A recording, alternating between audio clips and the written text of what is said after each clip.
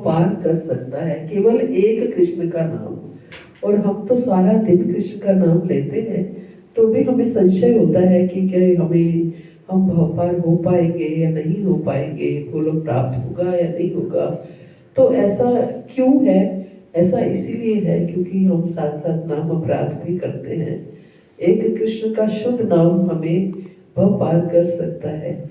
अजामिल ने नारायण नाम लिया, अपने भगवान का नाम नहीं लिया, पुत्र का नाम लिया। और क्या भगवान इसको जानते नहीं थे कि उन्होंने पुत्र का नाम लिया है, मेरा नाम लिया है, मेरा नाम नहीं लिया है।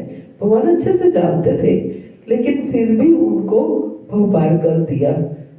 कारण क्या था कि उन्होंने वो नाम अपराध रहित लिया, उसमें कोई अपराध नहीं किया। तो इसलिए एक नाम जो है वो अपराध रहित अगर हम कोई नाम लेते हैं तो हमें भव पार कर सकता है, इतनी पावर होती है उस नाम में।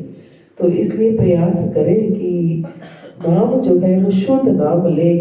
हमेशा हर किसी से जो पहला अपराध है, सच में हम पहला अपराध सबसे ज्यादा करते हैं, वहाँ भागवतों की निंदा करना, ये सबसे बड़ा अपराध है और हम कर ही बैठते हैं।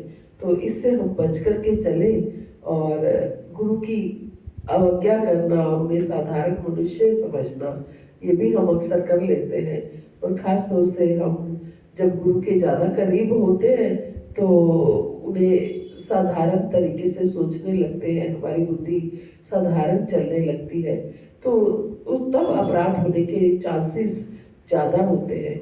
तो इसलिए प्रयास हम करें कि गुरु की आज्ञा को हम सर्वोपरि रखें। जैसे कि प्रभु जी ने बताया कि एक शिष्य होता है जो गुरु के कहे अनुसार चलता है, एक शिष्य होता है जो पहला होता है जो कहने पर भी नहीं करता, दूसरा होता है जो कहने पर कर देता है, और तीसरा होता है जो पहले ही कर देता है।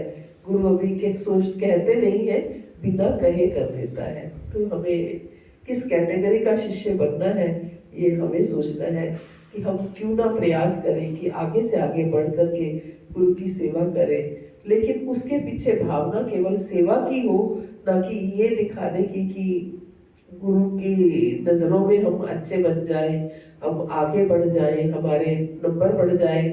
इस तरीके से हमारी भावना ना हो। भावना केवल सेवा की होगी कि हम उनकी सेवा के किसी भी काम आ सके, किसी भी तरीके से उनकी मदद कर पाए। उन्होंने प्रचार कार्यों में कहा है तो प्रचार कार्यों में मदद कर पाए। होता क्या है, हम अक्सर जो पीठ पीछे जो कार्य होते हैं, जो बैक स्टेज कार्य होते हैं, उनको हम करना नहीं चाहते हैं, क्योंकि उनमें ऐसा लगता है कि क्या पता चलेगा हमने ये सेवा की है। तो जबकि सबसे ज्यादा जो हमें बेनिफिट देते हैं हमारी भक्ति में, जो हमें आगे बढ़ाते हैं, वो हमें बैक स्टेज के सेवाएं आगे बढ़ाती है। तो प्रयास करें कि हम बैक स्टेज की सेवाओं को ज्यादा से ज्यादा अंगीकार करें। तो ऐसा नहीं है कि बैक स्टेज की सेवाएं हमें दिखती नहीं, गुरु को दिखेगी नहीं, सब दिखती है, उन्हें सब पता चलता है। तो इसलिए हम हर समय उनकी सेवा और उनकी आज्ञा पालन का करने का प्रयास करें। कई बार हम सोच लेते हैं कि गुरु ने हमें थोड़ी ये आज्ञा दी है, गुरु जो मास में आज्ञा देते हैं वो सबके लिए आज्ञा होती है। तो हम सोचते हैं हमें नहीं बोला है, तो वो हर किसी को इंडिविजुअल नहीं बोलते हैं, तो सबकी मास ये इंस्ट्रक्शन होती है कि सबको बोला है तो आप भी उसमें इंक्लूड है। तो ये हमें प्रयास करना चाहिए। तो बहुत सुंदर प्रभु जी ने इस सेशन को दिया। Thank you Prabhu ji. हरे कृष्णा।